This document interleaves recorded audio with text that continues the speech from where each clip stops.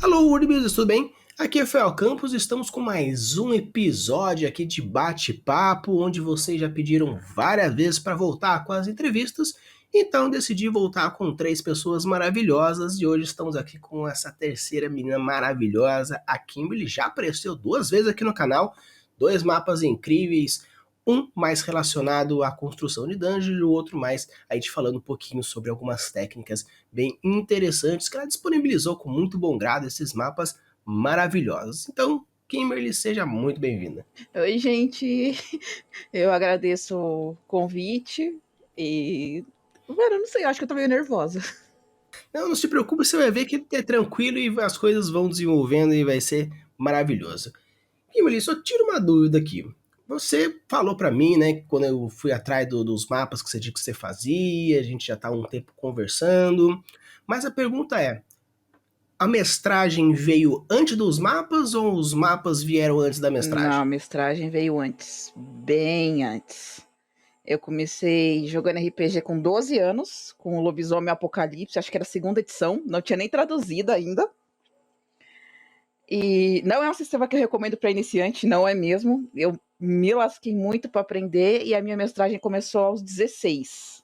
Atualmente eu tô com 32, então tem 16 anos que eu mestro. E por acaso você tem algum sistema favorito ou meio que vai na onda do desenvolvendo? Assim, meu sistema favorito atualmente é Tormenta. Eu achei ele muito mais fácil de criar e adaptar, seja monstro, item, que o seja, tipo, com as regras dele. Eu tenho um carinho especial por D&D, porque um dos primeiros sistemas que eu experimentei depois de Lobisomem foi D&D, mas o sisteminha do meu coraçãozinho mesmo continua sendo Lobisomem, porque foi o que eu comecei, e eu tenho um carinho muito especial pelas três personagens que eu fiz, né? Tá certo, então assim, quando você falou que você iniciou com o lobisomem, com 12 anos, como que foi esse início? Porque normalmente é Dungeons and Dragons, porque é uma coisa mais comum, ainda mais com 12 anos dentro do mundo sombrio. Como que foi essa iniciação aí do mundo sombrio com 12 anos no Porque lobisomem? tinha um amigo que eu tinha, quando eu tava na época da escola ainda, que eu tinha um amigo mais velho, e um dia ele chegou com um monte de folha impressa.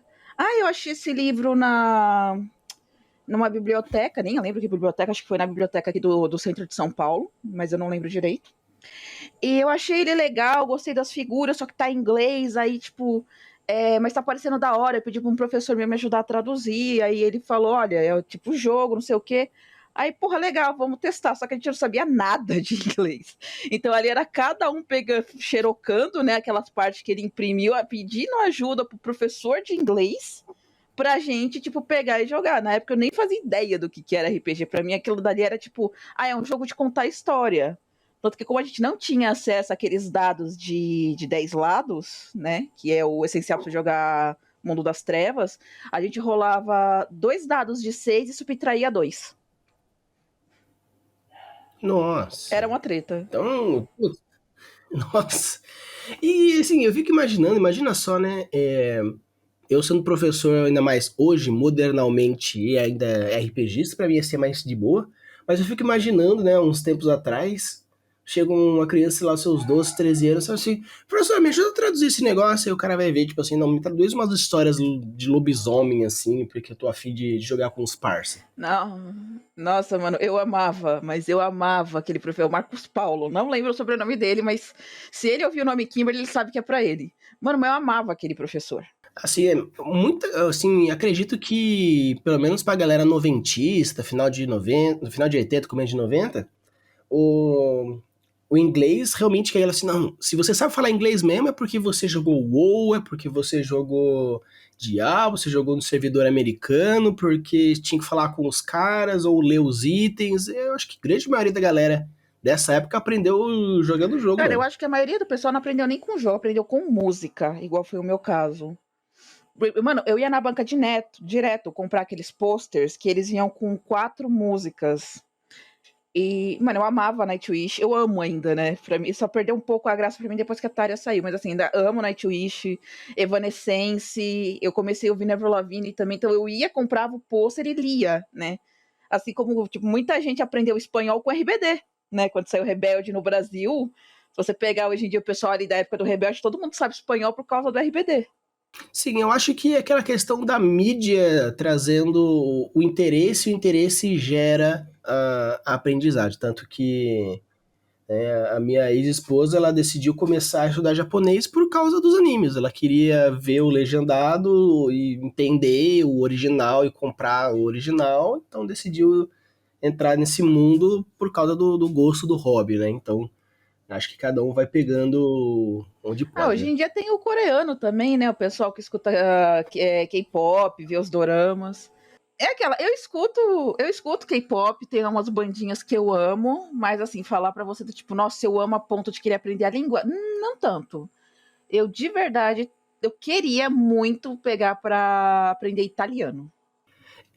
O grande parte dos poliglotas dizem que depois que você entende o arcabouço da língua, a próxima língua é basicamente você decorar vocabulário, porque você já tem uma ideia do conhecimento anterior de outras línguas, então você vai associando o conhecimento de conjugação de verbo, estruturação de frase. Então eu acho que linguagem é meio que isso, né? Você ir desenvolvendo os parâmetros das regras e depois ir desenvolvendo de acordo com os pontos das peculiaridades, né? Sim.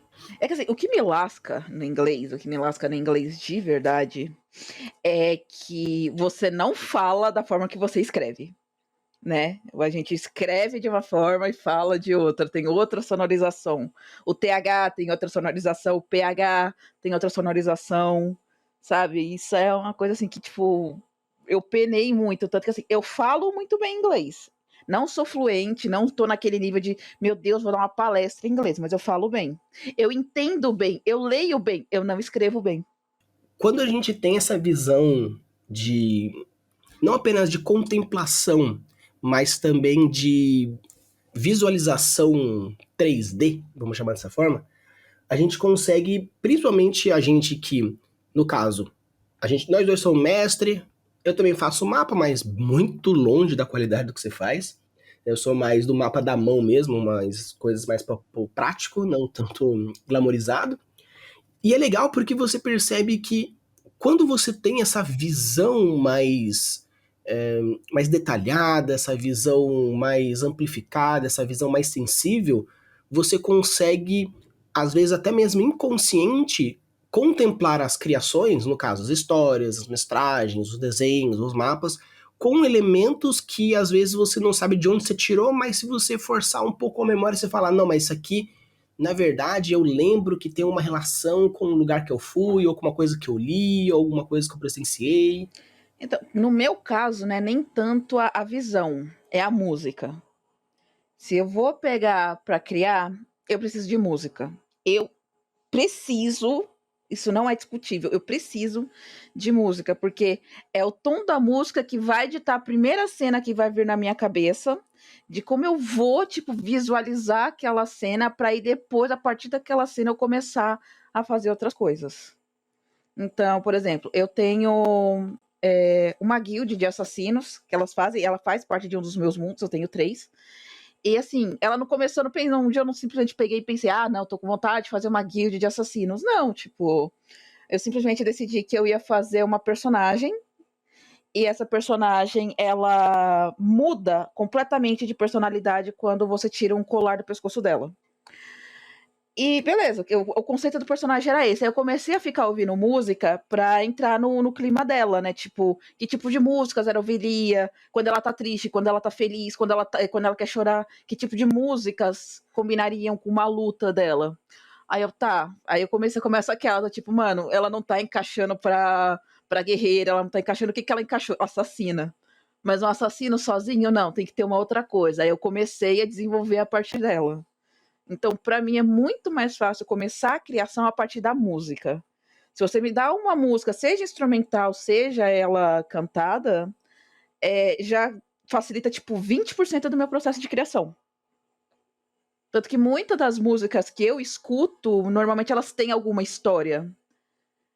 Você tem, por exemplo, Unsigned Bards. Unsigned Bards é uma banda, se eu não me engano, italiana, que eles são exatamente isso, bardos. Cada faixa da trilha deles é como se eles estivessem cantando uma canção sobre um acontecimento heróico. Você também tem Sabaton, né? Que Sabaton ele é uma banda que ele conta sobre batalhas e grandes guerras. Então você tem ali Night Witches, que são as bruxas da noite, né? Que foi um regimento para bombardear a Alemanha nazista. Você tem o Smoking Snakes, que é eles contando sobre os 3 soldados brasileiros que foram cercados na Segunda Guerra. Você tem eles contando sobre as cruzadas. Então, assim, o som que eles trazem, mais o ritmo, quando você sabe a proposta, já vai te dando aquela visualização. Pelo menos para mim funciona desse jeito, sabe? E você tem uma playlist ou é meio que assim, nasce a ideia e depois você vai testando as músicas até encontrar algo que te agrade e agrade a Nossa, meu proposta? Spotify é uma bagunça. Meu Spotify é uma total bagunça, se você for olhar, porque assim, eu tenho uma playlist genérica, onde eu boto tudo que é música que eu gosto, tudo. E eu tenho algumas playlists pros personagens, assim, que eu mais gosto, eu mais tenho carinho. Então, no caso, essa assassina que eu tenho, ela tem a playlist dela, né? Depois, se interessar pro pessoal ouvir, eu te passo o link dela, que aí dá pro pessoal pegar e ouvir. Mas assim, então, dependendo. É que assim, depende muito do personagem, tem que ter muito carinho, ele tem que se destacar muito pra eu ir ali e falar: não, esse personagem ele merece uma playlist porque eu vou trabalhar nele até, tipo, ficar perfeito. Então, eu tenho uma playlist, né? Tipo, como eu falei, com todas as músicas, que também funciona para personagens genéricos ou cenas genéricas. Mas quando o personagem começa a entrar nessa do. Ele tem que ter uma playlist só dele, aí eu sei que, tipo, o negócio tá ficando sério. E é legal porque existem diversos tipos de pessoas e percepções, tanto que eu falo bastante, principalmente na hora da descrição e desenvolvimento de cenário, que se você possui 5 sentidos, é interessante você transformar esses 5 sentidos em algo realmente válido. Então, se você vê, se você escuta, se você sente cheiro, se você sente o gosto, se você sente percepção tátil, se você tem uns 5 sentidos, quando você entra em algum lugar, você vê o lugar, você escuta o lugar, você sente o cheiro do lugar. Às vezes, algumas informações são mais ou menos intensas. Você chega, por exemplo, num quarto que tem um cheiro mais forte de flor, você vai perceber, você vai falar assim, nossa, que quarto bonito. Não, a primeira coisa é, nossa, que quarto cheiroso. Então, essas percepções sensoriais são bem interessantes e é legal porque nós também temos alguns sentidos que são fortes pra gente. Tanto que tem pessoas que gostam de ouvir música sempre com o olho fechado, com uma forma de intensificar a percepção auditiva. E então, assim, a gente chama que na aprendizagem tem as pessoas que são visuais, auditivas e sinestésicas. Visual é aquela pessoa que ela leu o que está na lousa, escreveu e acabou. Tem gente que não escreve nada, só escuta e aprende. E tem gente que precisa escrever e fazer, porque o sinestésico é o que mais importa. Então eu acho legal você mostrar que, no seu caso, pelo menos o gatilho de criação e os estímulos são sonoros, mostrando que a, a arte e a criação e a percepção vêm de diversos locais diferentes. Vem, tanto que assim, igual eu falei, eu gosto bastante desse Ancient Bards, né? Ancient Bards, como for. Acho que até onde eu vi, eles estão em hiatos, acho que desde 2020 ali, né? Mas também foi pandemia, né? Então não vou condenar. E como eu falei, cada faixa deles é eles contando uma história que no final conta uma saga. Tanto que o primeiro o CD dele se chama A Saga da Espada de Cristal Negro. Aí tem a parte um que é a Aliança dos Reis, e a parte 2 que é a Criança Sem Alma. O título tá em inglês, é que eu tô traduzindo. Então, tipo, por eu já entender inglês e como eu vou atrás da letra e eu ouvi, então tem muito essa. Então, eu cismei, eu peguei esse cismei e falei, caralho, eu adorei essas músicas e tudo. Eu cismei que eu tinha que transformar aquilo numa aventura de RPG. Aí eu comecei a fazer. Só que eu falei, mano, não tá dando certo. Tá faltando alguma coisa. O que que tá faltando? Aí eu peguei e deixei de lado um tempo. E parei de ouvir um tempo. Aí depois, quando eu voltei, eu falei, eu tava fazendo. Aí eu voltei e falei assim, tá, não tá encaixando em nenhum mundo que eu conheço. O que que eu fiz? Eu criei um mundo novo. Aí é aquela, você cria um mundo novo, aí você começa a criar raça, começa a criar bioma, começa a criar eventos, começa a criar criaturas, começa a criar. Vai desinvestando, né? Quando eu vou escrever, não apenas as sessões, mas também os próprios contos literários mesmo, eu gosto bastante de colocar músicas que geram um ambiente que eu gostaria de colocar, porque isso me emerge mais fácil na hora da criação. Então, os contos que eu tenho de, por exemplo, a distopia utópica, a Autópsia de Ninguém, ou até mesmo o Cavalo de Troia, que também é uma história ambientada no terrorzinho, eu, quando eu estou escrevendo, eu gosto de colocar uma música de fundo para gerar uma ambientação na minha cabeça, que com isso eu consigo transformar esse sentimento, essas percepções nas palavras e percepções dentro do texto. Tanto que o meu grupo de escrita, eles percebem claramente quando ele falou assim, esse texto aqui não tinha música, né? Eu falei, não tinha, né? Porque tá faltando um pouco de sentimento que a gente vê nos outros textos. Daí eu tenho que, na hora da correção, eu faço correção ouvindo música para eu conseguir tentar consertar os sentimentos que estão faltando. Então eu acho muito legal essa ambientação que você faz no cérebro para conseguir gerar um cenário novo ou um estímulo Não, novo. é que eu já levo essa parada praticamente para um outro nível, né? Por exemplo, eu gosto muito de fantasia, né? Então, assim, eu li muitos livros do André Bianco, eu acho eles maravilhosos, porque ele traz uma outra visão sobre os vampiros e lobisomens, porque aquela está acostumada com o quê? Com Drácula, ou os lobisomens mesmo, feras bestiais e afins, né? Tipo, tudo se passando no estrangeiro. O André Bianco, ele traz isso pro Brasil. Então, o primeiro livro dele que eu li, que foi O Sete, o que é? É uma caravela portuguesa que é encontrada no litoral sul do Brasil com um sarcófago de prata. E quando eles abrem, seis vampiros portugueses ali dentro. E eles começam a atacar o zaralho no Brasil. E eles foram presos nessa caixa em acho que 1400, não, foi 1495, 1496, por aí. Então, tipo, eles não chegaram exatamente a ver, né, o descobrimento do Brasil. Aí você pensa, mano, eles moravam em Portugal, numa época mega antiga. Aí agora eles estão no Brasil. E assim você fala, não, o Brasil não é um espaço para vampiros. Mas quando você é alguém que, por exemplo, igual eu, que jogou Vampiro à Máscara, você fala, qualquer cidade ou centro urbano é propício para ter um vampiro. Aí, depois disso, eu comecei. Minha tia me deu a coleção de Eragon, uma coleção de fantasia fantástica.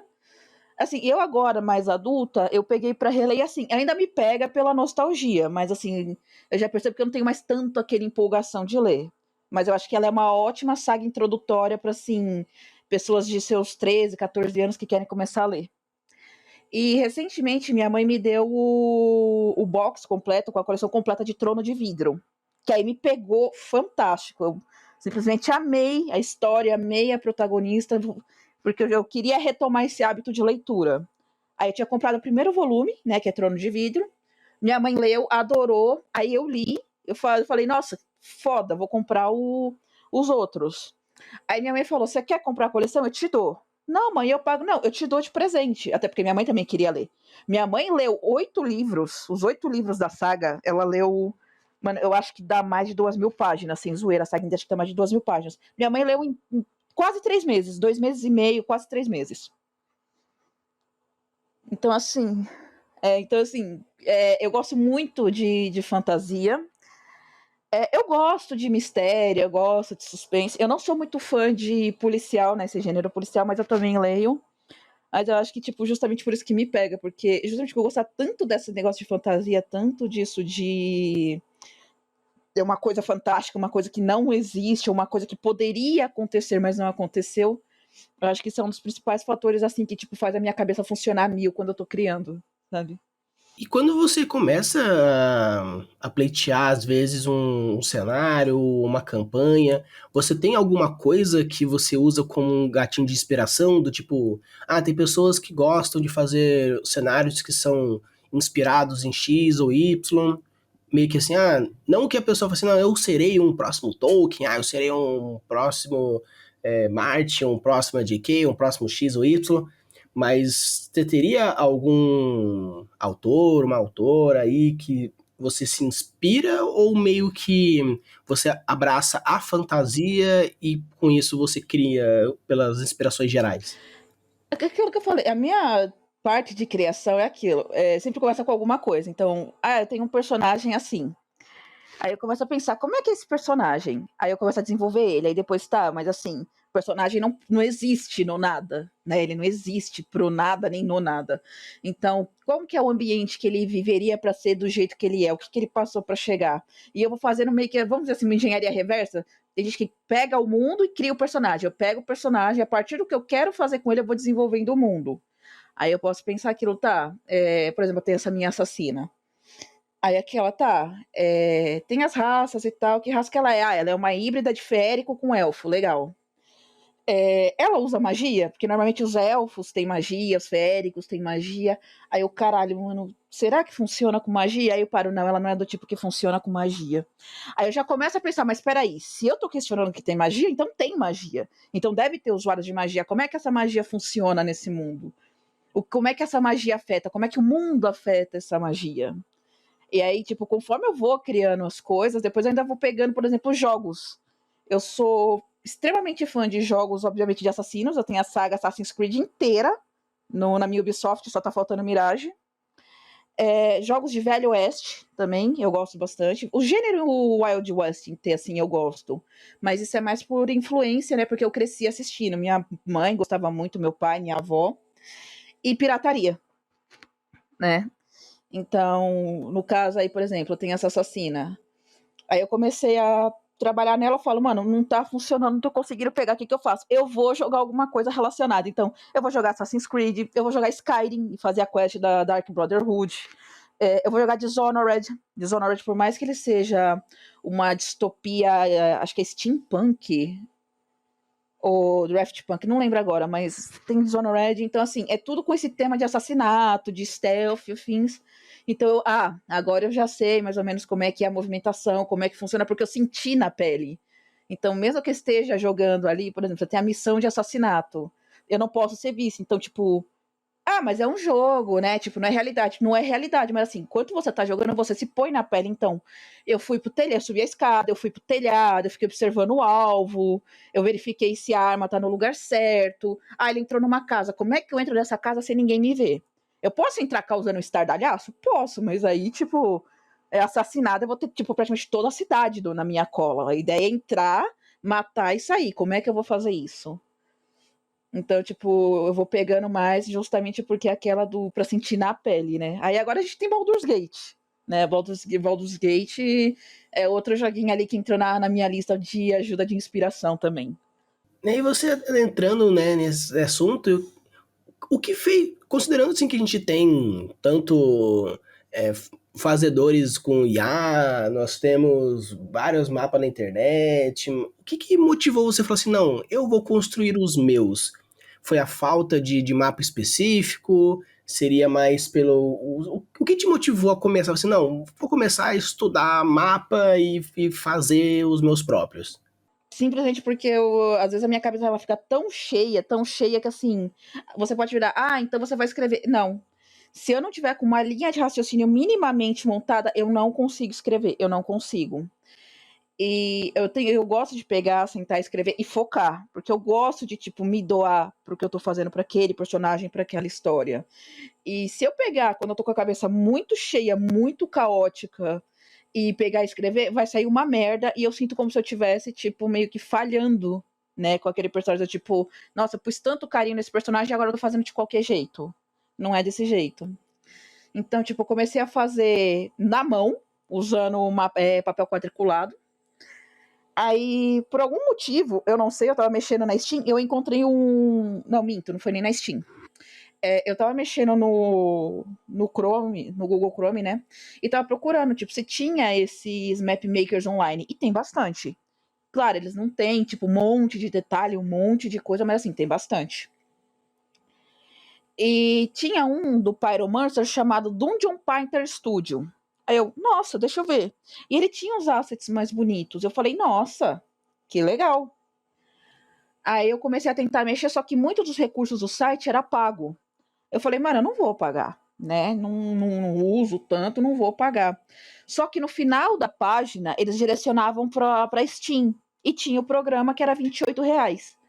Aí eu peguei, pô, vai, assim, tipo, 28 conto, programinha leve, eu posso colocar ali o que eu quero, vou comprar. Então, tipo, eu tava com dinheiro sobrando, eu falei, vale investimento, até porque R$ 30, não ia ser algo que ia, tipo, me matar. Comprei o programa, baixei os complementos da biblioteca Steam. Aí eu me descobri, aí eu comecei a fazer, testar e mexer e colocar. Só que aí é aquela, mano, quando você começa a fazer esse tipo de coisa, não é simplesmente, eu quero fazer, que nem eu terminei recentemente o mapa de uma sala do trono. Eu quero fazer uma sala do trono. Tá, mas aí você tem que entender primeiro, como que funciona uma sala do trono? Tem o trono do rei e da rainha. Tem o trono do rei e da rainha, tem salas que tem só o trono do rei. Em Game of Thrones você vê, por exemplo, o trono de ferro é só pro rei. Tem um espaço para receber visitantes. Mas assim, qual que é o tamanho desse espaço? E outra, esses visitantes são permitidos? Qual que é a arquitetura? Qual que é a estrutura? O que, que você coloca? O rei, ele entra pela porta principal? Ele entra de uma porta lateral? Tem uma porta que vem do aposento dele? Tem uma porta, por exemplo, que é um aposento de criados que vão vir servir ele na sala do trono? Então eu comecei a criar mapa, eu comecei a ter que perceber sobre arquitetura, combinação de cores, design de interior. Uma coisa vai puxando a outra. Quando você cria mapa mundi, por exemplo, ou quando você cria mundos, automaticamente você tem que saber geografia. Você tem que saber sobre clima. Você não precisa ser um expert, né? Fazer um PhD, alguma coisa, mas assim, você tem que ter noção do que é uma baía, do que é uma floresta, do que é um descampado, do que é um canyon. Então, tipo, mesma coisa quando você faz mapa interno. Que aí é aquela, eu não ficava muito satisfeita com os mapas que eu fazia. Tanto que o meu primeiro mapinha, nossa, mano, eu tenho morro de vergonha dele até hoje. É muito feio. Só que eu fiz uma casa pequena, então já deu para eu ter uma noção. Legal, o programa funciona. Não fiquei satisfeito. Mas é uma casa, mas como é que eu vou estruturar essa casa? O que, que uma casa precisa? Precisa de pelo menos uma sala, uma cozinha, um banheiro e um quarto. Beleza, como é que se dispõe esses cômodos? Como um cômodo grande, um cômodo pequeno? É uma cama de casal, uma cama de solteiro? E por aí vai. Sim, e eu acho legal porque dois pontos que você trouxe forte no começo e tanto agora, que quando a gente fala sobre criação de mundos, a galera pensa em realmente criação de mundos, né? Mas existe, vamos dizer assim, bilhões de formas, mas as duas formas mais comuns é o que a gente chama de baixo-alto e alto-baixo, né? No caso, você constrói um mundo e coloca os personagens, e tem gente que faz os personagens e constrói um mundo para aqueles personagens. Né? Essas duas formas são as mais comuns de se trabalhar, né? Que é o top-bottom e o bottom-top. Né? E é legal, que normalmente eu vejo muita galera, pelo menos aqui na comunidade que a gente começou a gerar, é muito comum você ver o top-bottom. Primeiro, nossa, eu fazer a cidade, a região, não sei o que, depois eu vou construindo pequenininho. Mas eu também, eu vou dizer que eu sigo os dois caminhos. Depende muito da necessidade. Nossa, puta, criei um personagem muito legal que não encaixa num local específico que eu tenho. Então a gente vai construindo coisas para ele desbravando e ao contrário também. E outro ponto que você também trouxe da questão de estudo enquanto cria, eu tava fazendo live agora na segunda-feira e um rapaz chegou e perguntou assim: é, eu queria saber uma coisa, vocês estudam antes de criar ou vocês estudam enquanto cria? Falei, olha, os dois formas é válidos. Você pode tanto estudar antes, para quando você for criar, criar de uma forma mais rápida, mais direta, sem muita pausa, ou você vai criando e no momento que você sentir necessidade, você pausa e estuda aquele ponto específico para desenvolver melhor. Então vai de pessoa para pessoa. Mas eu acho muito importante o estudo, porque criatividade é importante, sim, é fato, inspiração é importante, sim, é fato, mas se você não conhece minimamente a técnica ou aquilo que você quer fazer, fatalmente vai cair num genérico, vai cair num errôneo, vai cair numa estranheza bizarra, vai cair em diversas armadilhas que apenas uns 15, 20 minutos no YouTube já seria o suficiente para você evitar alguns dos problemas. Então eu acho muito legal você trazer aqui essa importância do começa com a vontade, vai na tentativa e erro, chega pro estudo, aí desenvolve de novo. Mano, é porque eu penso que é aquela, como eu falei, nada é por acaso, né? Então, assim, se a gente, por exemplo, pegar o Avatar do James Cameron lá, tem algumas ilhas voadoras. Aí você fala, eu quero um mundo que tem ilhas voadoras. Tá, super justo, você pode criar um mundo com ilhas voadoras. Mas não esquece que existe aquele negócio do o quanto isso é plausível. Por que naquele mundo tem ilhas voadoras? Porque tem um metal mágico que faz a Terra levitar. Porque aquele lugar é afetado por uma entidade do ar, uma entidade das nuvens. Tanto que no próprio Avatar, se você for ver, qual que é o efeito que aquelas nuvens voadoras têm, aquelas montanhas voadoras têm? Nuvem voadora é ótima, né? Qual que é o efeito que aquelas montanhas têm? Elas mexem muito com magnetismo, então os aparelhos ficam loucos. Ou seja, alguma coisa naquelas ilhas é magnético, não se contrapõe com o núcleo, né, da lua Pandora, e isso faz com que ela levite um tanto acima do nível do chão. Isso é física, né? Isso são leis da física. Então, é sempre aquela, beleza, você pode criar um mundo fantástico, mas você sempre tem que lembrar que certas coisas não mudam. Se você meter a mão no fogo, ele vai te queimar. Se você ficar na chuva, você vai se molhar. Então, a menos que você tenha uma magia, ou você seja o escolhido, ou você seja especial, você está suscetível a isso. Eu acho que isso é uma das coisas importantes de mundos de fantasia, mundos em geral, seja para RPG, seja de escrita, que é aquilo. O quanto você consegue mostrar para outra pessoa, seja leitor, seu jogador, que aquilo também está perto dele. Aquilo dali também é uma coisa que existe aqui, como eu falei. Se você tem um jogador que não tem resistência a fogo, ele vai, meter a mão numa tocha, ele vai queimar a mão. Não tem escolha, ele vai queimar a mão. Porque fogo queima. Então é aquela, quanto é crível e o quanto é o fantasioso. Porque quando você mete muita coisa, não, porque eu vou colocar um monte de coisa, isso ou fica sobrecarregado ou fica sem pé nem cabeça. Eu já participei de uma mesa que, assim, o mestre ele criou um mundo legal, mas ele sobrecarregava com tanta coisa, que eu já não entendia mais nada. Sim, não tem tanto problema você sobrecarregar, a não ser que você faça o que nós chamamos de setup e pré-setup. Então, se por acaso você vai querer, não, porque o meu mundo é extremamente fantástico. A casa é fantástica, a rua é fantástica, a nuvem é fantástica, o alimento é fantástico. Beleza, quer sobrecarregar? Ok, mas você precisa fazer um setup na mente dos jogadores e do leitor. Então, olha, gente, antes de começar a campanha, gostaria de explicar mais ou menos como funciona a logística do dia a dia para que as coisas sejam trabalhadas melhor. Então, só enfiando coisa sem preparar antes é você querer comer um bolo sem prepará-los. Não adianta você só pegar todos os ingredientes, não, porque o meu bolo tem morango, tem chocolate, tem isso, aquele outro. Não adianta você só meter tudo no liquidificador, bater e pôr para dentro. Tem que preparar tudo para que a degustação seja melhor. Então, cuidado, porque senão a imersão vai ficar tão mais do tipo contemplativa, o mestre vai chegar, não, porque tem essa criatura, não, porque tem esse objeto, não, porque tem essa coisa, tem essa aquela coisa. Pô, cara, da hora, mas como que interage com isso? Como imerge nisso?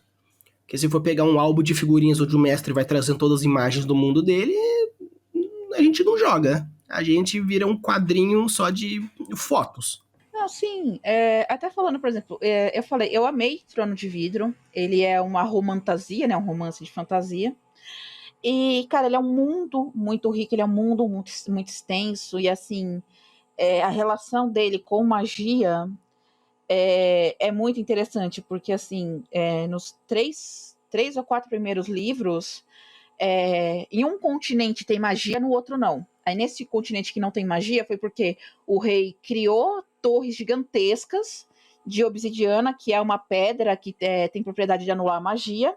Ele colocou em pontos estratégicos do continente, pá, quando ele construiu as 3 torres, ela anulou a magia do continente. Então é aquela, ok, é plausível isso, né? Porque se você tem essa pedra que ela é anti-magia, você faz torres e interliga elas, faz sentido que aquela área que elas estão cobrindo perca a magia. Então, como é que você vai restaurar a magia?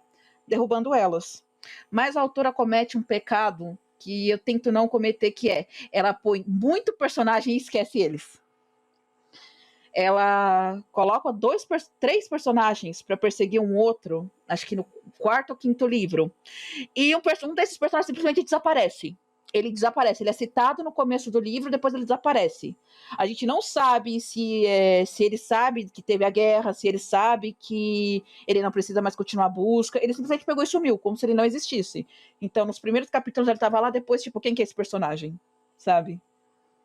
Então, quando você põe muitos elementos e você não lembra de trabalhar eles, acontece isso. Que é aquela, eu tento pegar e colocar o quantos elementos eu consigo mexer naquela cena.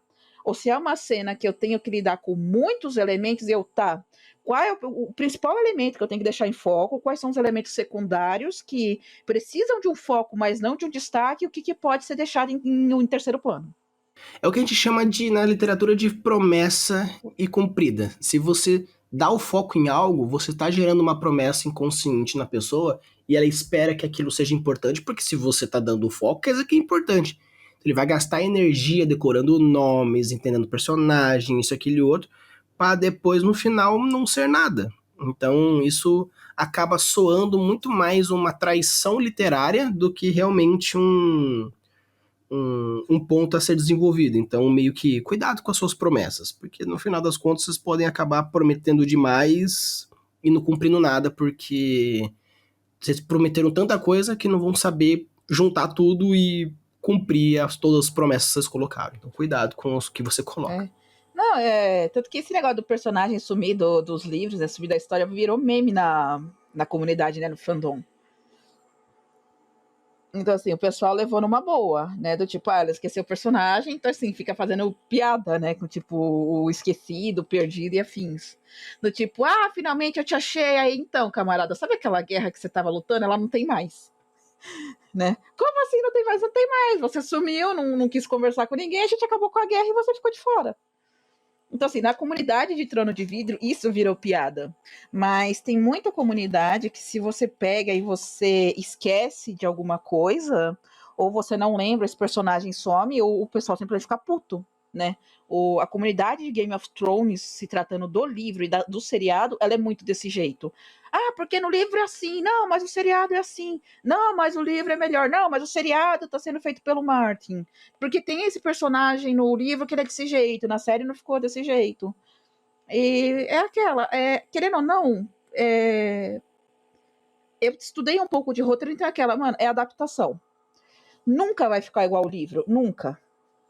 Então, eu tô morrendo de medo disso agora, mas, por exemplo, tem aquele filme horrível de Eragon, horrível, horrível, horrível, horrível.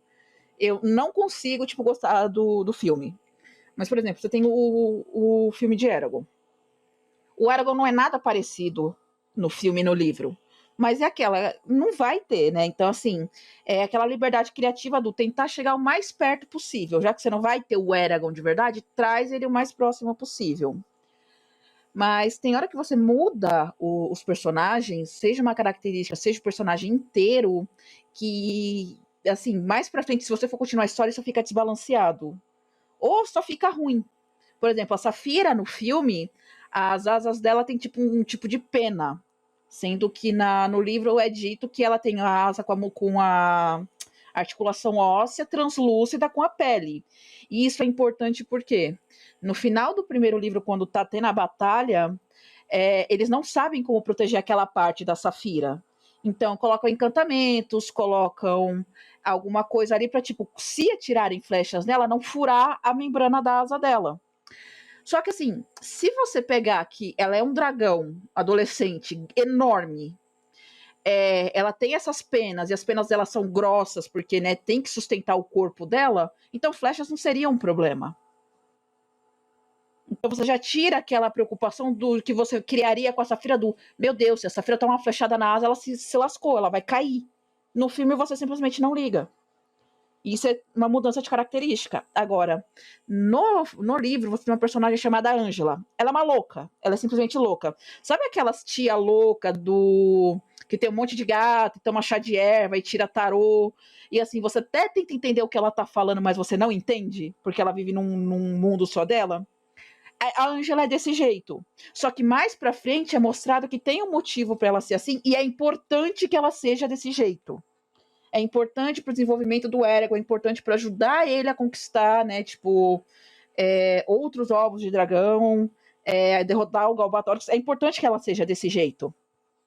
Só que no filme ela ficou como uma feiticeira poderosa, mística e misteriosa, que não tem nada a ver. Então, assim, isso acaba afetando o futuro de como a história se desenvolveria. Aí não teve o segundo filme de Eragon, porque o primeiro não foi bem. E os direitos eram da Fox. Aí saiu, agora que a Disney comprou a Fox, que eles têm esse planejamento de lançar uma série de Eragon. E eu tô morrendo de medo disso. Porque, querendo ou não, é a Disney.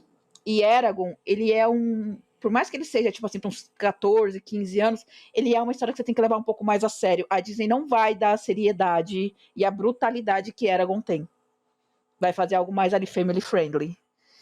E eu tô com muito medo de como isso vai acontecer. O fandom inteiro de Eragon odeia o filme e, tipo, eu acho que boa parte do fandom deve estar como eu, que é aquele medo do o que a Disney vai fazer. Porque se você me perguntar de verdade, quem você falaria que pode fazer Eragon? Cara, HBO ou Paramount? Um dos dois, sabe? Se você der Eragon na mão, faz uma ótima adaptação. Eu acho que é uma questão assim de você entender a essência da história, entender a essência do público e criar aquilo. Porque, obviamente, vamos ser honestos, se você gasta todo o tempo estudando, fazendo, treinando, aperfeiçoando, não sei o que, não sei o que, não sei o que, não sei o que, não sei o que. Sério mesmo que você vai falar assim, não, eu vou entregar todos os meus mapas que eu gastei horas fazendo, todas as sessões que eu gastei horas fazendo, porque vamos fazer a comunidade crescer. Não, cara. Tempo é válido, conhecimento é válido. Então, claro, você pode desenvolver por exemplo, no caso que você me doou alguns mapas para fazer vídeo sem cobrar nada. Beleza, show de bola. Mas você não vai pegar todos os seus mapas e falar assim, querido, pega aí e segue o baile. Não, então assim, vamos pensar que realmente quando você escreve coisas, quando você faz arte, você pensa em vender também. Não é só né, vamos viver muito bem, obrigado. Mas você também tem que entender que a qualidade do serviço e do produto tem que ser proporcional também. Não é só pensar, vou fazer da maneira mais rápido, fácil, para vender de qualquer jeito também. Não, eu acho que é um pouco de tudo, né? Mano, esses mapas que eu passei para vocês, que nem eu passei pro grupo, né, no final do ano, isso não é nem 5% do que eu tenho feito, né? Eu ainda tenho os primeiros mapas, assim, que eu fiz que estão numa qualidade horrível, mas, assim, o que eu passei não é nem 5%. A questão é que era aquela. No começo, eu fazia os mapas, para tentar aliviar essa pressão na minha cabeça.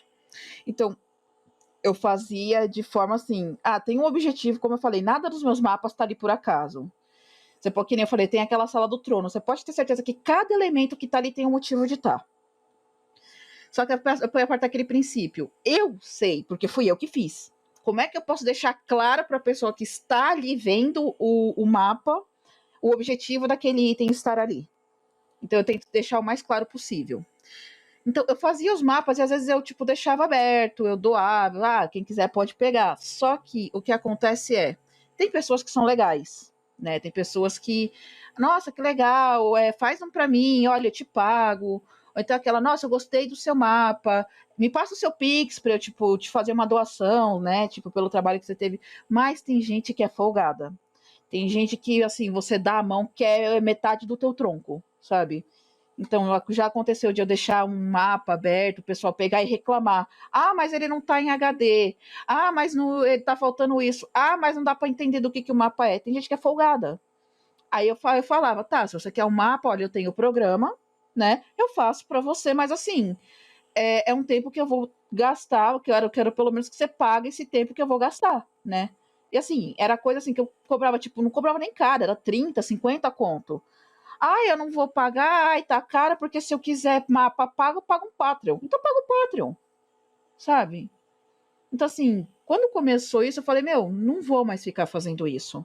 Eu posso até pegar, eu posso fazer um ou outro, eu posso colocar, mas assim, que nem, eu fazia no DPS, agora eu tenho o Dungeon Draft, que ele é um programa mais assim, mais profissional, vamos dizer assim, né? O desenvolvedor da engine, ele está em constante contato com a comunidade, ele está constantemente atualizando. E o DPS, né, o Dungeon Painter Studio, ele meio que foi abandonado. Acho que desde dezembro de 2021 que o criador não faz nada. E eu ganhei o Dungeon Draft, porque se não me engano, ele é $50. Acho que não, ele é 30. $30, eu acho, 20 ou $30. E eu falei, não vou pagar, não vou.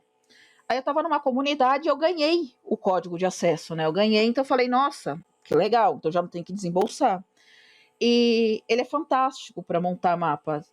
Tanto que eu terminei uns mapas aqui, depois eu ia até te oferecer se você quer fazer um vídeo deles, porque eu fiz várias versões. Você mexe com luz e sombra. Então, por exemplo, eu consigo deixar o ambiente todo escuro e colocar só pontos de luz, como lanternas, tochas, lamparinas e afins. Ele põe uma qualidade absurda. Claro, o mapa fica gigante, fica, mas ele põe uma qualidade absurda. Só que é aquela, eu pego, eu faço o mapa, eu entrego com grid, sem grid, eu entrego o mapa. Cortou? É. Fica uma qualidade imensa. E assim, quando eu vou entregar o mapa para alguém, eu ponho a versão com grid, eu ponho a versão sem grid, eu ponho a versão em qualidade máxima, eu ponho uma versão em qualidade reduzida para caber, por exemplo, no Roll20. Eu ainda pego alguns tokens, né, tipo de monstros, ou de personagens, ou de animais e mando junto. Então, assim, eu tenho aquele cuidado de, você pediu para eu fazer, então assim, tô te entregando pelo que você pagou. E tem gente que simplesmente fala, eu não preciso, é caro, você demorou, eu fico naquela. Gente, eu tenho uma vida, né, assim, eu falei que eu ia fazer, mas isso não é o meu trabalho, né, assim, o meu trabalho principal. E mesmo que fosse meu trabalho principal, eu estaria cobrando muito mais, porque eu tô te mandando praticamente em todos os formatos, com uma qualidade enorme, sabe? Outro dia veio um amigo meu e ele falou: Olha, eu queria que você fizesse para mim 15 mapas em escala 15 por 15. Quanto que você cobra? E eu sou detalhista demais. Eu sou muito detalhista para fazer as coisas. Então ele virou e falou: Olha, você tá me pedindo 15 mapas, eu vou cobrar no mínimo 250. Aí ele parou e pensou: Não, eu conheço seus mapas, cheio de detalhe, vale a pena, só que assim, não posso te pagar agora. Eu, não, beleza. Então, assim, tem a diferença entre aquela pessoa que entende que é o seu tempo, entende, tipo, que você tá se esforçando ali, e tem aquela pessoa que é aquela do tipo, faz pra mim. Eu quero cobrar. Se é pra você cobrar, eu vou pegar do Pinterest. Tipo, sabe, a pessoa.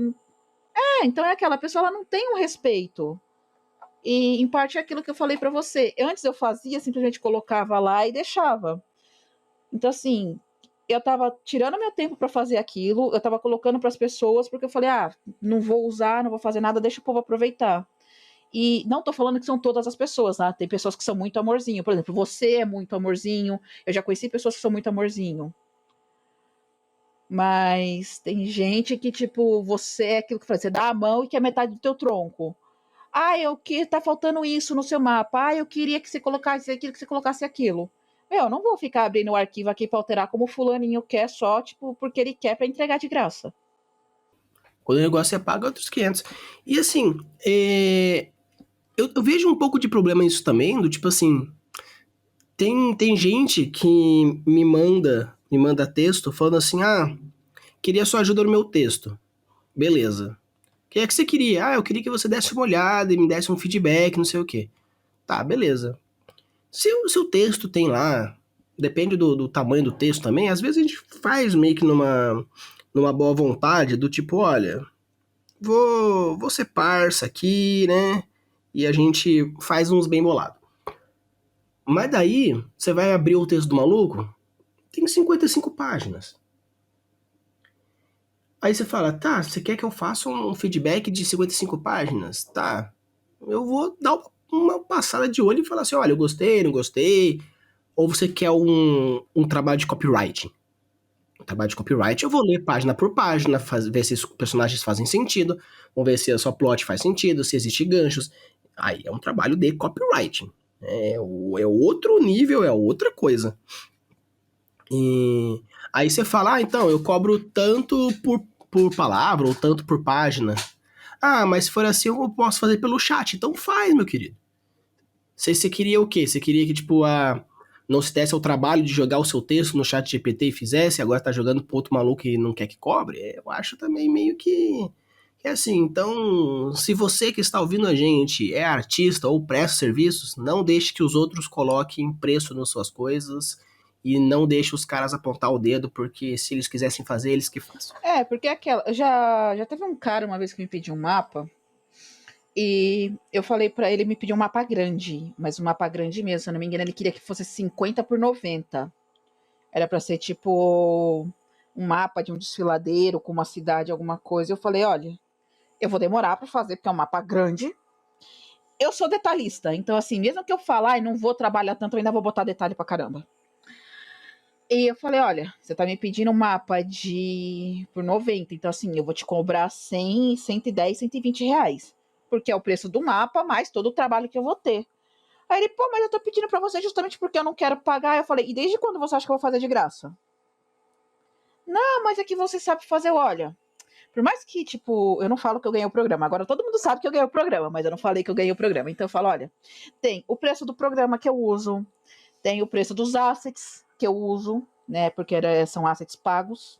Mesmo que seja, tipo, $1, cara, é 5 conto, mas assim, cara, é dinheiro. Aí tem o meu computador, tem a luz, né? E é aquela, por que que eu vou deixar de fazer uma coisa pra mim pra fazer uma coisa pra você? Ainda mais de graça.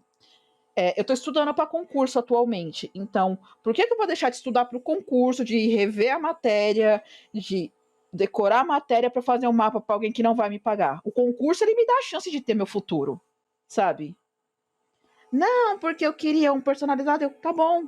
Tá, você tá achando muito caro? A gente pode fazer o seguinte: você me paga metade agora. Quando eu terminar, porque vou levar umas 3 semanas para fazer esse mapa, você me paga o resto. Ah, é que eu precisava desse mapa para daqui 4 dias. Querido, não dá, eu não vou virar a noite fazendo as coisas de graça. Então é aquela, igual você falou, revisor de texto é muito bem pago, né? Eu faço esses mapas, mas, por exemplo, o pessoal fala, mas você só tá fazendo mapa de RPG.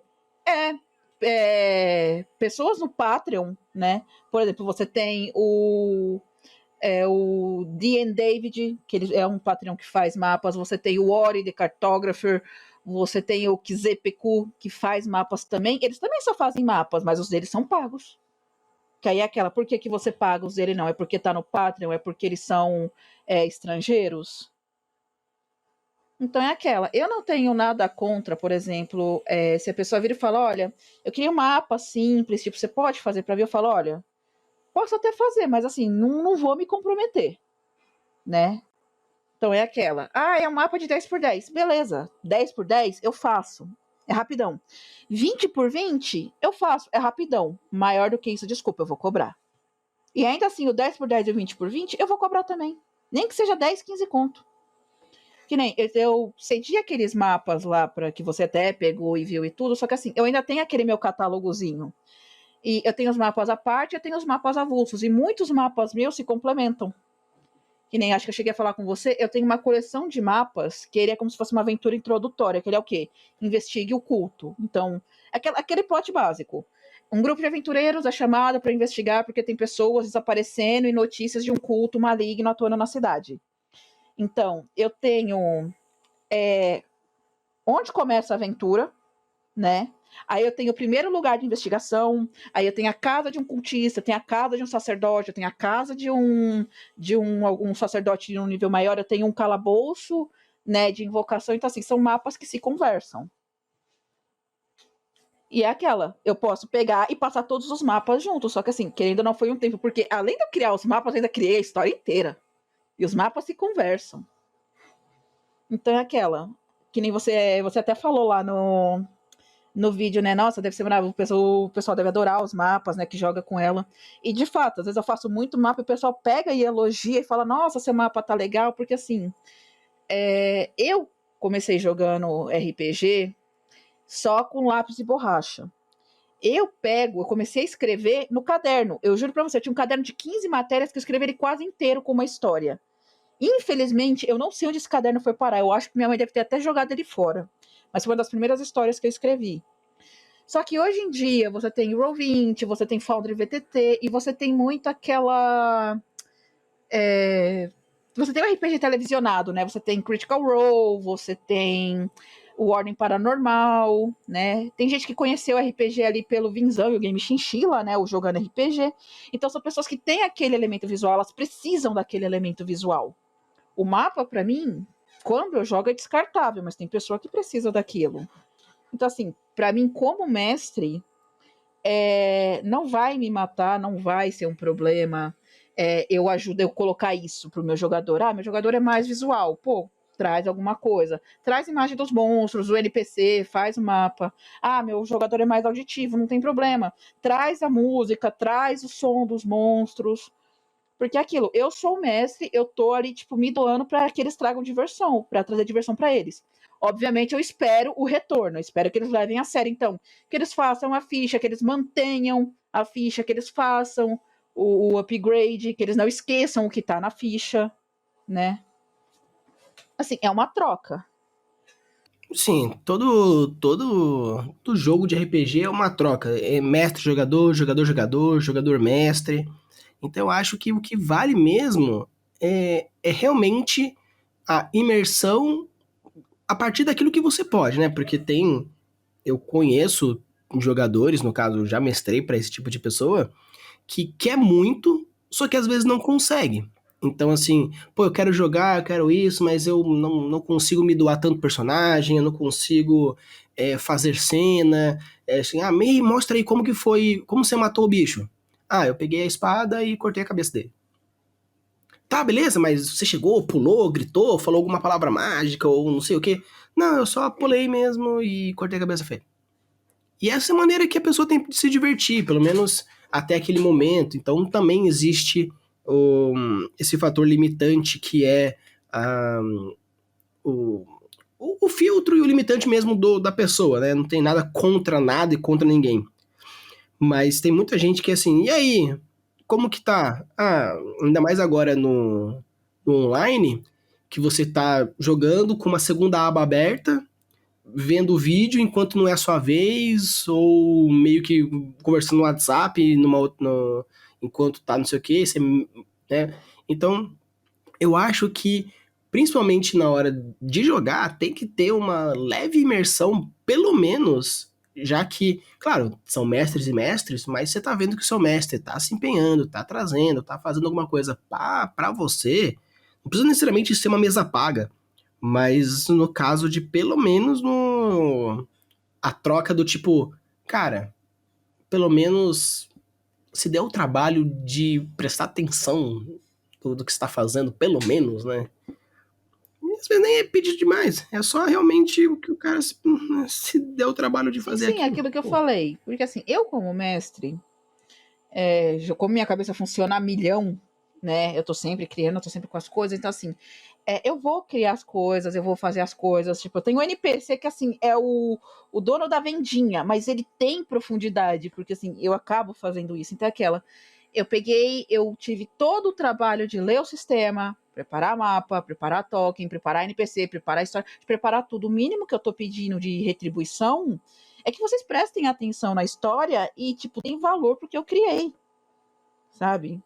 É aquele negócio do tipo, eu me doei, porra, se doem pra mim, né? Como você falou, é uma troca. Aí o jogador, né, a pessoa fica com a aba aberta, fica vendo o vídeo do YouTube, fica mexendo e só fala na hora. Que aí saúde. Que nesses momentos eu falo, olha, você não tá se divertindo, saúde. Você não tá se divertindo, você não tá feliz, o que é? Nossa, eu tô esperando meu turno. Pô, presta atenção no que tá fazendo, porque às vezes o que o mago tá fazendo, o ladino pode tirar proveito, o ranger pode tirar proveito. E também eu acho que é aquela às vezes a pessoa, que nem você falou, eu só pego e corto a cabeça. Às vezes a pessoa pode estar tímida, né? Tipo, ela não tá se sentindo à vontade naquele grupo, ela ainda tá descobrindo como é que são as pessoas, então ela tá meio tímida, ela não quer chamar demais a atenção. Ou às vezes simplesmente aquele sistema, aquela história, aquele cenário que você colocou não é para ela. Você pode ter cenários, por exemplo, que a pessoa. Eu já peguei pessoas assim, né? Já vi pessoas assim que não se dão bem com Tormenta, não se dão bem com DD, não se dão bem com Pathfinder, mas se dão bem com Cthulhu, se dão bem com Mago Ascensão. né? Que são, assim, mistério, terror, alguma coisa assim mais racional. Então, às vezes, não é nem que a pessoa não se deu bem, não conseguiu. Às vezes, aquele sistema só não é para ela. A gente tem tantos e tantos e tantos sistemas aí, não é possível que ela não vai gostar de um. É aquela, por exemplo, eu gosto de gótico, heavy metal, power metal, eu gosto, né, tipo, metal e essas músicas, assim, na base da guitarra e da bateria. Não quer dizer que, assim, eu não possa, por exemplo, às vezes escutar um pagodinho, só que eu não gosto muito de pagode. Eu não gosto de funk, eu não gosto de sertanejo. Só que assim, não é aquela do tipo, eu não gosto, então não presta. Não, eu não gosto, tem quem gosta. É para as pessoas que gostam, não é para mim. Então o sistema é a mesma coisa. Eu tenho um livro que eu achei, e eu não sei como é que eu achei esse PDF. Eu queria comprar o livro, mas está muito caro e só tem ele na gringa, então eu teria que pagar em dólar, que chama Paleomythic. Que a gente tem aquela pegada do espada e feitiçaria, né? O Paleomythic, ele é na era das cavernas. Então, ele é pedra e feitiçaria. Então, assim, são tipo os primeiros homens, né? Assim, deixando de ser homens das cavernas, lidando com aventuras no mundo, usando ferramentas rústicas e magia. Nossa, eu achei isso uma proposta maravilhosa. Maravilhosa mesmo. Só que muitos ali, muita gente que eu conheço não conseguiria jogar esse sistema. Porque ou tentaria falar, igual o D&D, e pelo que eu li, ele não é. Ele realmente é uma coisa mais primitiva. Só que ele não é primitivo a ponto de você, tipo, ficar, uga, uga, eu vou fazer magia. Não, não é, É uma pegada sabe? meio tribal, só que é o início do tribalismo, né? Eu acho que dá pra dizer que é uma pegada ali no Far Cry Primal. Não sei se você já jogou, se você já viu o vídeo. Mas Sim, é uma sim. pegada mais ou menos ali no Far Cry Primal. Mas como eu falei, só tem esse livro em inglês. Eu não sei como que eu consegui achar o PDF. Não incitando a pirataria, tá, gente? Comprem os livros para trazerem para o Brasil. Mas é aquela, não acho que Paleomític seja o tipo de livro que alguma editora traria para o Brasil, né? Mas ele é um sistema interessante. O sistema de criação dele é muito interessante, o sistema de magia é muito interessante. Então é aquela, eu gostei, mas pode ser que por exemplo, você não goste, você não se dê bem, como você falou, você gosta de horror. E por mais que eu curta um ou outro horror, eu tenho as minhas ressalvas ali, porque até, né, falando um pouco, né, descendo um pouco o pau a lenha na parte de mestragem, tem muito mestre que com perdão da palavra, pau no cu, né, que ele não tá preocupado em fazer uma boa história, ele tá preocupado em chocar. Então, ele vai colocar gore, ele vai colocar tortura, ele vai colocar umas cenas, às vezes, até desnecessárias para os jogadores, e assim, às vezes isso afasta os jogadores, isso afasta a pessoa. A mesma coisa nos livros. Se você está criando um mundo, se você está escrevendo, ok.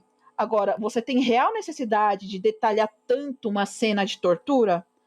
Ela é importante para a história. Às vezes ela não é importante. Às vezes é só porque a pessoa quis escrever lá para chocar. Aí você perde 10, 15 páginas daquela cena, e é naquelas 10, 15 páginas que você perde seu leitor.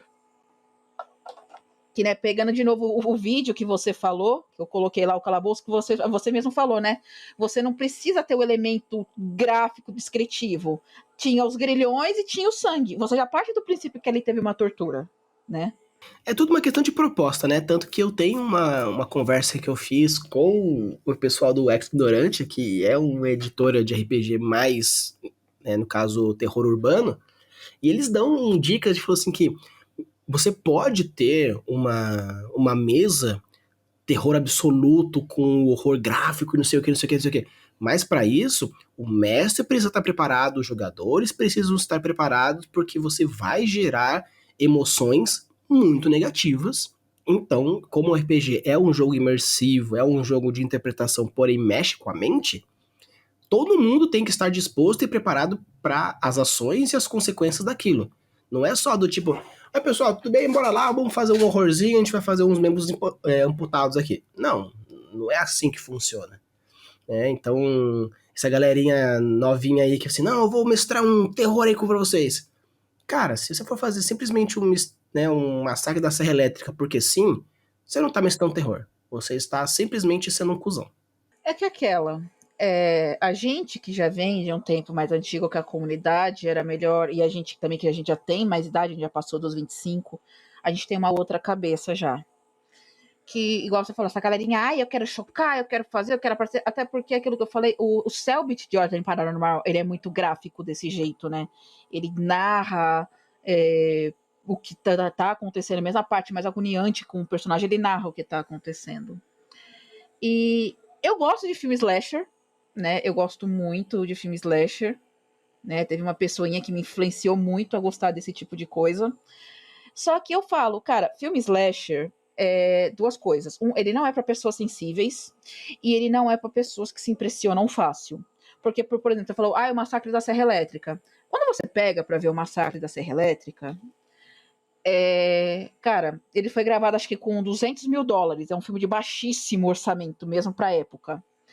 Então ali eles usaram tripa de porco, eles usaram sangue, né, tipo retirado, sangue falso e afins. E eu dou risada porque, eu sei como é que funciona, eu sei como é que é. Beleza, mas tem gente que fica impressionada, tem gente que não gosta. Que aí é aquela clássica frase do precisa de uma sessão zero. E mais do que isso, você tem que partir do princípio do seguinte: RPG é um hobby. Não é minha profissão. Se é sua profissão, piorou, porque assim, RPG sendo hobby ou sendo profissão, regra da vida. Respeito. Regra da vida. Não tem essa de, não precisa. Precisa, regra da vida. Respeito. Então é aquela. Se você tá no RPG, o mínimo que se espera é que você respeite aqueles que estão com você. Então, se uma pessoa tem problema, por exemplo, com aranhas, você não vai ficar colocando aranha. E se acontecer, por exemplo, olha, nesse ponto eu preciso pôr uma aranha, você conversa, olha, fulano, tem um determinado ponto da história que vai ter que surgir uma aranha gigante, tá? Não tem como eu tirar, eu tentei trocar, mas tem que ser uma aranha gigante. Tá tudo bem pra você? Olha, já tô te avisando de antemão, porque qualquer coisa, se você quiser não participar, a gente entende, você não participa, ou se você quiser participar, a gente vai fazendo uma pausa quando você sentir assim que você tá muito desconfortável. Não vai matar fazer isso, sabe? Da mesma forma, por exemplo, num livro, se chega numa parte muito agoniante, muito angustiante que você não tá aguentando ler, fecha o livro e deixa quieto. Volta a ler depois, quando você tiver mais calmo, tiver com cabeça.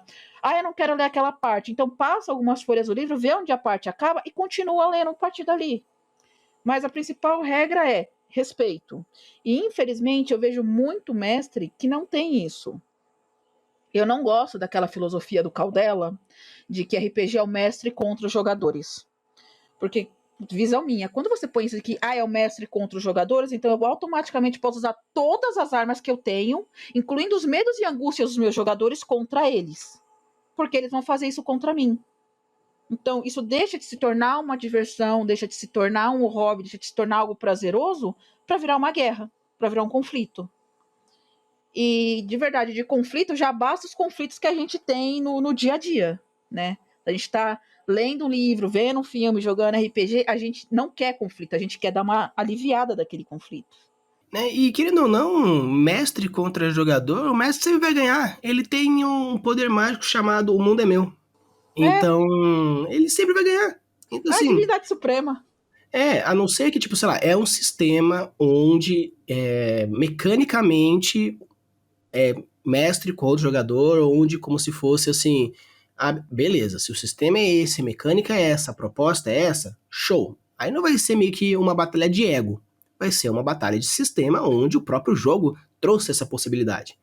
Mas se não for o caso, nem do sistema, nem da proposta, nem num consenso do tipo, gente, o que vocês acham de o seguinte? Eu vou separar aqui uns 20 bichos e eu quero ver até onde vocês conseguem chegar antes de morrer. Beleza. Às vezes, vamos fazer uma puta dungeon que o objetivo é dar TPK, mas o objetivo é vocês superarem o máximo de desafios antes do TPK. Beleza. Já joguei coisas assim, eu não curti porque eu não sou muito fã de sessões apenas de batalha, só que foi da hora no final das contas. Só que eu prefiro mais roleplays mesmo. Mas essa era a proposta, a galera falou assim, vamos fazer assim, fizemos, foi divertido, não foi o que eu queria, mas não foi ruim. Se você for pegar, por exemplo, as histórias que eu faço, seja as histórias que eu escrevo ou as campanhas que eu escrevo, é tudo mais muito interpretativo. Tem combate? Tem, mas eu não sou focada em combate. Eu já tive jogadores que reclamaram do tipo, porque você não faz combate, porque eu sinto que meu personagem não tem utilidade, que é aquilo que eu falei pra você. Vamos colocar veracidade de mundo, né? Então, a menos que você esteja num mundo totalmente distópico, tipo Warhammer, que todo dia é uma luta, cara, não vai ser briga em cada esquina, né? Então é aquela.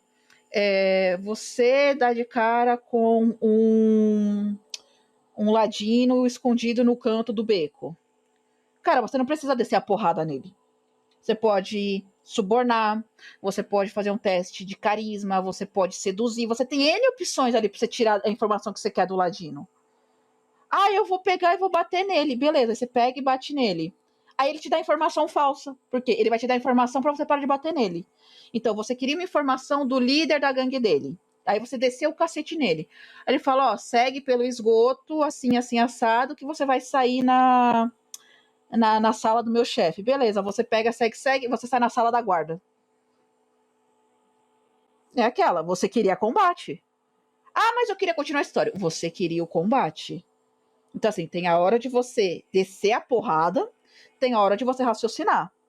Porque, assim, a menos que, por exemplo, no Tormenta tinha aquele bárbaro do machado de pedra, que ele realmente era burro, então, a menos que você seja um bárbaro nesse nível, não é tudo que você vai resolver na porrada, até porque mesas narradas, podcasts e tudo, você percebe que às vezes a pessoa ela vai pra porrada e ela acaba lascando tudo. Por exemplo, se você pegar os primeiros nerdcasts de RPG, onde o Azaghal e o Rex, eles meio que azucrinaram um pouco, mataram a princesa, né, não tentaram salvar ela, ainda tentaram passar a perna, aquilo acarretou consequências. E não foram consequências agradáveis para eles, né? Então é assim, de novo, é isso daí que é aquilo que fala, né? A ficção imitando a vida real. Ações geram consequências. E nem sempre é a consequência que você está querendo ou que você vai conseguir lidar. Mas eu acho que isso é a questão do. Uma pegada que aos poucos, querendo ou não, a gente não pensava nisso na primeira mestragem que a gente fez, na segunda, na terceira, na quarta, é algo que você vai pegando. Mas é importante você já ter essa noção se você é um mestre iniciante ou se você sentiu que um pouco a carapuça serviu. Né? É importante uma reciclagem, é importante sempre um estudo e obviamente, existem mestres e mestres. Aqui sou eu falando, aqui né, Kimber falando, nós já tivemos a Ray falando, o Visão já falou, vários mestres que passaram aqui. Existem formas diferentes de mestrar e formas diferentes de fazer.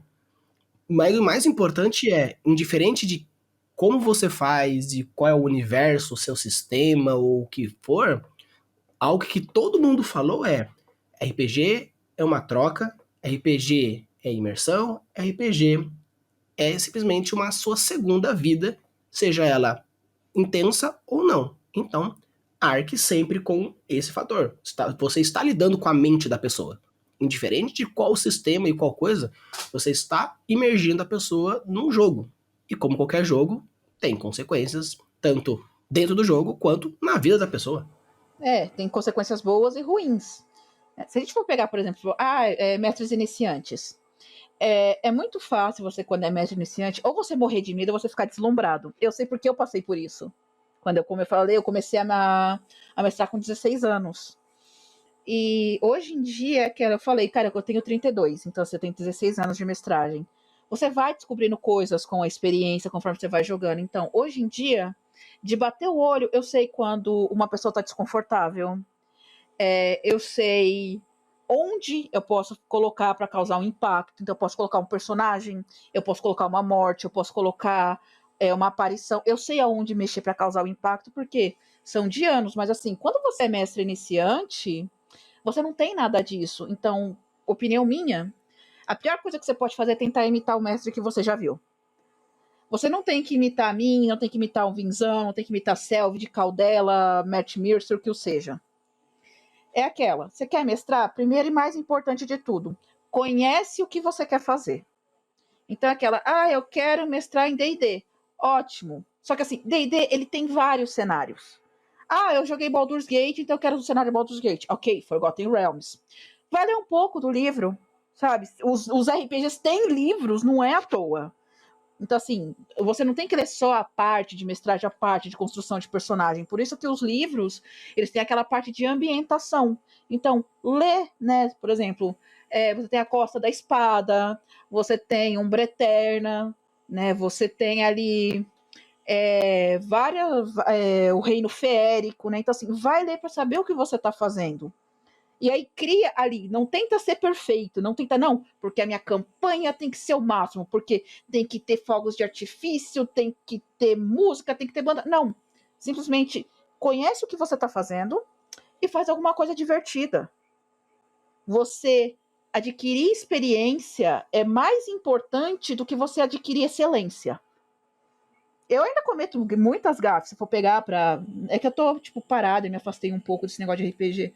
Mas se eu for pegar pra mestrar, eu não tô ali pra tentar atingir excelência, tentar fazer um show, tentar fazer, nossa, que mesa foda, que mesa impactante. Não, eu tô querendo ali fazer uma história divertida que as pessoas aprendam e se divirtam. Então eu já vi muito mestre iniciante que fica nesse medo, ai, mas não vão gostar da minha história. Vão. Ai, mas eu não sei fazer vozes. Não tem problema. Eu não sei fazer vozes até hoje. Né? Se eu pegar pra falar de personagens, assim, tipo, eu tento engrossar a voz, eu tento deixar mais fina, mas no final eu não consigo mudar a voz. Isso não tem problema. Você não precisa fazer um espetáculo. Só faz alguma coisa que você acha que vai ser divertida, mas claro, como eu falei, sempre com respeito, prestando atenção nas pessoas. Então é aquela, se você começa a perceber que tá causando muito desconforto, fala, olha, fulano, você tá desconfortável? E dá essa brecha para falar. Então, é isso, sabe? Não, você não tem que ter medo de mestrar. Você só não pode querer se deslumbrar, né? Então, por exemplo, igual o você falou, e você até trouxe os mapas. Beleza, eu faço os mapas agora, mas eu não comecei com o mapa. Ah, mas eu só posso narrar se eu tiver um mapa perfeito. Não. Sabe, você pode narrar com tanto que, assim, você tenha uma noção de como que é o ambiente que você tá. Então, se você vai narrar uma dungeon, lembra de narrar o que tem na dungeon. As pedras são frias, cobertas de musgo, a água começa a pingar em goteiras distantes, daquele cheiro do ar parado junto com a podridão. Porque RPG, mais do que tudo, é isso, é um teatro da mente, né? Você pode ter o um mapa para facilitar na hora do combate, por exemplo, né? Do tipo, eu vou correr para trás dessa viga, eu vou virar essa mesa, mas no final tudo acontece na cabeça. Então, pessoal, a gente poderia ficar aqui durante ainda bastante tempo, porque poderia entrar nas técnicas de mestragem, a gente podia entrar nas técnicas de mapas, mas para também ter motivos para trazer a Kimberly de volta, a gente vai chegando agora nos nossos finalmente, porque senão ficaria um negócio gigantesco, monstruoso, e acredito que o mais importante aqui é a gente sempre trazendo essas participações, e obviamente, né, se a conversa foi legal, espero que ela volte mais vezes para trazer mais informações. Então, Kimberly, fazer um bate-bola jogo rápido, onde eu faço uma perguntinha e você joga aí a primeira coisa que vier na sua cabeça, beleza? Vambora. Se você fosse resumir a concepção de mestre de RPG em uma palavra ou uma frase, como seria? Em uma frase, não seja cuzão. Se você fosse falar uma frase, uma palavra sobre a ideia de concepção, de construção de mapas, um map maker, como que seria? Liberdade. Você tá com a tela ali, então você tem liberdade para fazer o que você quiser. Dentro do sistema, do caso lobisomem, qual é a sua tribo favorita? Uivadores brancos. Tanto que durante muito tempo meu apelido foi Uivadora Branca. Eu sei que eles são uma tribo extinta, que foi muito cretina, mas eu gosto dos Uivadores brancos. Dentro de Tormenta, qual é o cenário que você mais gosta? Dentro de Tormenta, Isso, eu gosto muito de Gaurásia. Gaurásia. Justamente, é o mundo perdido. Se você fosse criar um personagem agora, qual classe, qual raça? Cara, não muda. Se for em Tormenta, eu faria um meio elfo ou eu faria um. Agora no T20 é o Suraguel, né? Mas eu faria um Sulfur. Se fosse em DD, eu fico entre Tiflin e Draconato, mas eu sempre vou pegar ou Adino ou Patrulheiro. Sempre. Então, Kimberly, espero que você tenha gostado dessa conversa, espero que a galera tenha gostado da coisa e espero que você possa voltar mais vezes. E aqui Não eu abro um volto. espacinho. Hum? Inclusive, eu queria te fazer uma proposta, se o pessoal também quiser colocar depois nos comentários, se eles querem, que eu posso, por exemplo, pegar um dia, eu passo a minha tela para você e eu faço um mapa, a gente faz uma live e eu faço um mapa de acordo com o que o pessoal for colocando no chat, né? Ah, Dá para fazer isso? com certeza. Até já deixarei já agendado aqui um dia de live aqui na segunda. Como que são as suas segundas à noite?